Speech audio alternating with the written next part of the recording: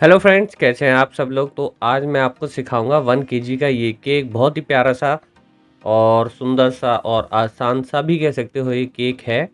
और ये स्पॉन्ज मैंने बनाया 300 ग्राम प्रीमिक्स पाउडर से 8 इंच के मोल्ड में। ये रही हमारी कैरमल सॉस और अब आने वाला है बटरस्कॉच क्रंच। तो ये हम बना रहे हैं butterscotch cake, caramel butterscotch cake हम यहाँ पे बना रहे हैं। आप चाहे तो कैरमल सॉस भी घर पे बना सकते हो, आप चाहे तो सिर्फ नोगा डाल के भी बना सकते हैं या दोनों चीज़ें एक साथ डाल के बना सकते हो, घर में भी बना सकते हो। डिपेंड करता है आपको क्या प्रेफर करता है। मैं प्रेफर ये करता हूँ मेरा वर्कलोड कम हो और जो है काम हमारा जल्दी से फिनिश हो जाए। ठीक है, कोई खुद बनाना प्रेफर करता है तो जैसी आपकी श्रद्धा है वैसे आप काम कर सकते हो। ठीक है, क्रम कोट करने के बाद इसको फाइनल कोट कर देते हैं। तो जो चैनल पर नए हैं प्लीज़ लाइक शेयर और सब्सक्राइब कर दीजिए। नोटिफिकेशन का बेल आइकन दबाना बिल्कुल भी ना भूले और जो अदर प्लेटफॉर्म्स पे देख रहे हैं वो हमें शेयर करना बिल्कुल भी ना भूले। देखिए, केक बहुत सारे थे कल और इतना बिजी शेड्यूल था कि मैं सुबह 7 बजे आया, रात को 8 बजे गया। अब बीच बीच में हमें फिर बाद में डॉक्टर के यहाँ पे भी भागना पड़ रहा था, क्योंकि फिर से लड्डू बीमार है तो उसको लेके जाना था। और आज मैं वीडियो डाल रहा हूँ, आज भी लेके जाऊँगा सुबह। तो फिर काम करने का मन तो नहीं होता है, लेकिन काम करना पड़ता है। तो ये 1:1 का गनाश था, इसको पहले ठंडा किया, फिर क्रीम पे डाला और अब ये लगा दिया है रिबन। क्योंकि काम नहीं करेंगे तो पैसा कहाँ से आएगा, और पैसा नहीं आएगा तो डॉक्टर को फीस कहाँ से देंगे। तो कहने वाली बात यह है कि भैया काम तो करना ही है, जब तक जीना है तब तक करना है। अब मरने के बाद ही आराम मिलता है वैसे तो। ठीक है, ये लाइफ का फैक्ट है। आराम तभी है जीवन में जब आप ऊपर निकल लोगे। तो ये मैं बना रहा हूँ पर्स। ठीक है, अब पर्स वैसे तो देखो कुछ भी हो सकता है। जो कस्टमर ने हमसे इमेज शेयर की हमने उसे कॉपी कर लिया। 80% 90% तक हम कॉपी कर लेते। कई बार कोई सामान होता नहीं है, कोई टैग नहीं होता या कलर नहीं होता, तो हम कस्टमर को पहले बता दें कि भैया 80% तक कवर हो जाएगा, उसके बाद फिर भी हम कोशिश करेंगे जो आपने डिज़ाइन भेजा उससे अच्छा बनाए। तो ये देखो डिज़ाइन आप जब देखोगे, फ़ोटोग्राफ सीखोगे, बनाने लगोगे तो प्रॉब्लम नहीं आती है। देखो मुझे भी पहले बहुत प्रॉब्लम आती थी ह्यूमन फेस बनाने में। अब एटलीस्ट मैं एक तरीके का कार्टून वाला फेस सीख चुका हूँ जो मुझे प्रॉब्लम नहीं होती है वो बनाने में। वो जो नॉर्मल फॉन्डेंट फिगर के ह्यूमन फेस जो बिल्कुल रियलिस्टिक होते हैं वो मेरे से बनते नहीं है। और ना मैं इतना सोचता कि मेरे को बनाने हैं। क्यों? अगर मान लो साल में एक बार आया तो मैं फिर उसके लिए क्या इतनी टेंशन लूँगा कि मैं डेली के 50 केक बना लेता हूँ। ठीक है ना? सिंपल केक भी आने चाहिए, सब तरह का केक आना चाहिए वैसे। देखेंगे कभी काम बढ़ेगा तो। और वैसे तो बाकी प्रैक्टिस करते रहेंगे ना, सब अपने आप आ जाता है। अगर आपका फॉन्डेंट लूज़ है तो सीएमसी पाउडर मिला लेना। अगर हार्ड हो चुका है तो हल्का सा माइक्रो मारना प्लास्टिक में रैप करके, और फिर उसको अच्छे से नीड कर लेना। थोड़ा सा उसमें बटर वगैरह मिला के सॉफ्ट करने की कोशिश करना। बहुत ज़्यादा हार्ड हो चुका है तो फेंकना नहीं, एज ए वो फिलर यूज़ हो सकता है। जैसे अब ये हम बॉडी बनाएंगे या ये सोफ़ा बना रहे हैं, सोफ़ा ऐसे बना के कट करके ऊपर से चढ़ा सकते थे आप। ठीक है, अब देखो पर्स हमारे बन चुके हैं। अब पर्स में तो अब मेरे ख्याल से कोई प्रॉब्लम नहीं होगी। ये सोफ़ा भी डिज़ाइनर बन सकता था, लेकिन मेरे को काम खींचना था और एक दो गोल्डन वर्क और था इसमें, कुछ हल्का फुल्का, ज़्यादा तो नहीं था। लेकिन मैंने छोड़ दिया, मैंने कहा प्लेन ही रखते हैं। प्लेन भी काफ़ी अच्छा लग रहा है, सुंदर लग रहा है। और इतना टाइम नहीं है कि मैं इस सोफ़े को इतना टाइम दूँ, फैमिली को भी टाइम देना ज़रूरी है। ठीक है, और इसको करेंगे साइड में अच्छी तरीके से स्क्वायर बनाएंगे। तो मैं आपसे ये कह रहा था कि अगर आपका जो फॉन्डेंट है बिल्कुल सूख जाता है तो उसको आप यूज़ कर सकते हो, जैसे बॉडी बनाने में, या जैसे स्ट्रक्चर बनाते हैं, या कहीं पे हमें स्टोन बनाना है, या कहीं पे हमें हैवी वेट बनाना है, कुछ भी बनाना है ऐसी चीज़ जहाँ पे आपको अंदर यूज़ करना है फॉन्डेंट, तो आप उस टुकड़े को, उस फॉन्डेंट को वहाँ यूज़ कर सकते हो। आपको वेस्ट करने की ज़रूरत नहीं है। ठीक है, मेरे पास जितनी भी ट्रिमिंग आज के इस फॉन्डेंट की बचेंगी ये पड़ी पड़ी बाहर एसी में फिर सूख जाती हैं। फिर भी मैं क्या करता हूँ, इनको इकट्ठा करके रख लेता हूँ और मिक्स करके नीट करके अच्छी तरीके से रैप करके रख देता हूँ। जब कभी मुझे अजीब से कलर की ज़रूरत होती है या कुछ ऐसे ही कुछ भी, मतलब नॉर्मली कुछ टाइम पास डालना हो फॉन्डेंट का बना के, तो मैं उस टाइप के फॉन्डेंट को फिर यूज़ कर लेता हूँ।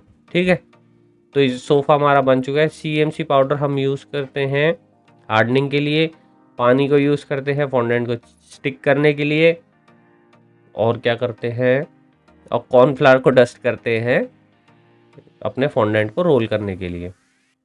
तो 1 केजी का हम यहाँ केक बना रहे हैं। ऐसे हमारा दनादन चल रहा है। तो सुबह हमने स्टार्ट किया था 8 बजे और रात के 8 बजे तक चलता रहा वो 12 घंटे तक कंटिन्यू। बस सुबह ब्रेकफास्ट पे एक चाय पी के आया था, उसके बाद रात को जाके डायरेक्ट डिनर। तो अच्छा लगता है, ऐसा काम मिलता रहे तो काम करने में मज़ा भी आता है, थकने में मज़ा अलग ही आता है। जब आपको पैसा मिलता है ना, तो थकान भी अगले दिन दूर हो जाती है। अगले दिन फिर से एनर्जी आ जाती है कि आज फिर से केक्स बनाने हैं, आज फिर से हम कमाएंगे और फिर से काम करेंगे। बस आपका काम बोलता है, आपका कहते हैं ना, प्रेजेंटेशन बहुत अच्छी होनी चाहिए, पैकेजिंग अच्छी होनी चाहिए और टेस्ट भी अच्छा होना चाहिए, क्योंकि वो तीसरा पार्ट है। सबसे पहले देखने में सुंदर होना चाहिए, पैकेजिंग अच्छी होगी, फिर सुंदर होगा, फिर देखने में अच्छा होगा, खाने में अच्छा होगा, तब जाके कस्टमर फीडबैक देता है।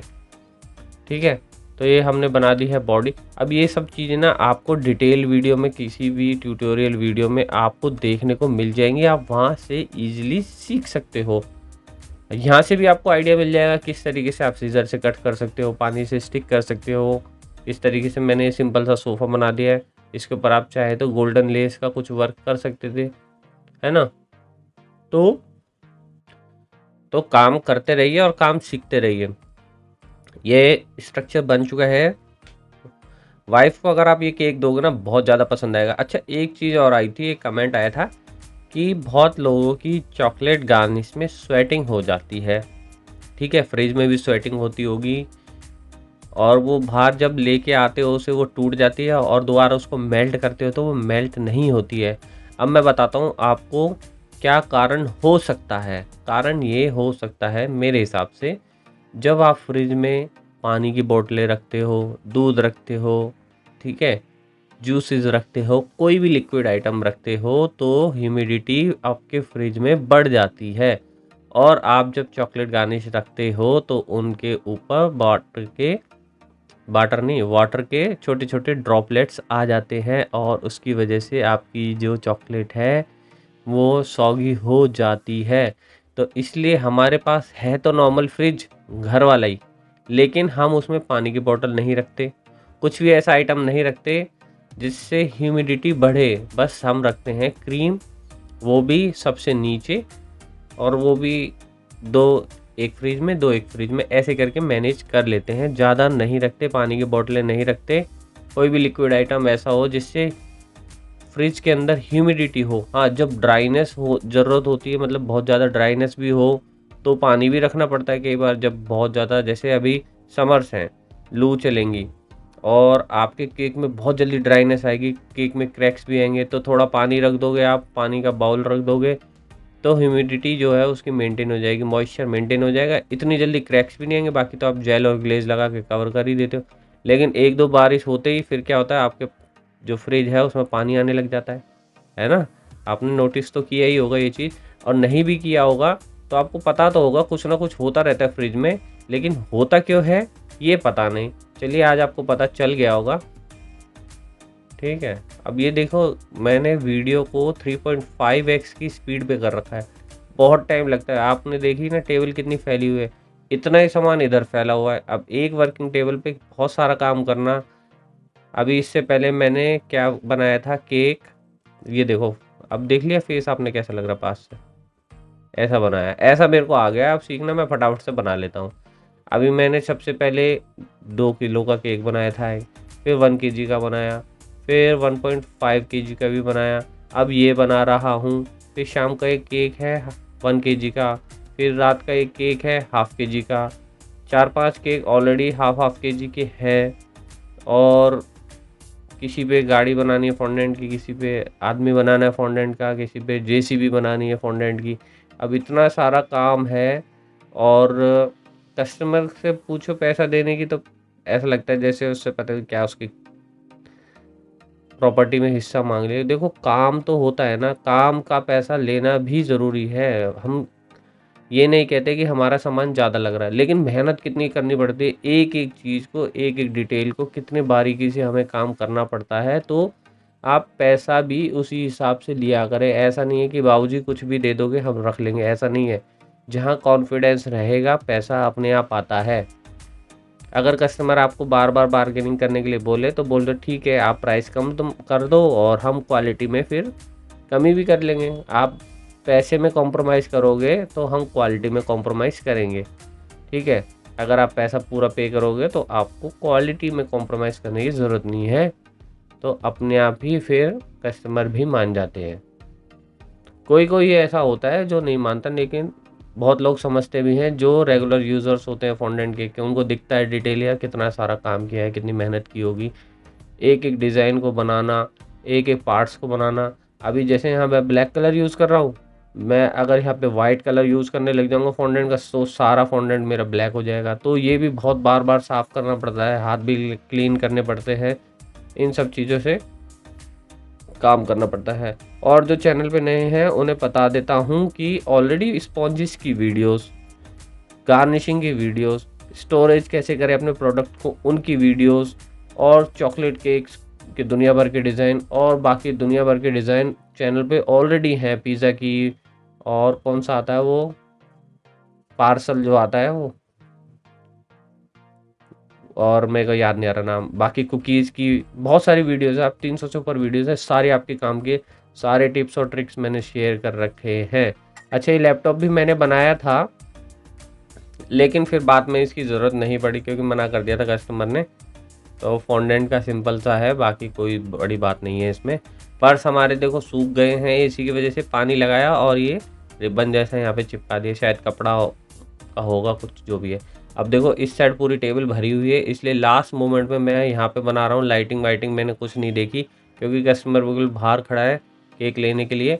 और ये जो पर्सेज है ना, पर्स के ऊपर आप देख रहे होगे स्टिकर है, ये जो स्टिकर है वो नॉर्मली क्या है पता है आपको, ये ग्लॉसी पेपर पे प्रिंट कराए हुए नाम, और उनको कट करके पानी की हेल्प से इन पे चिपका दिया।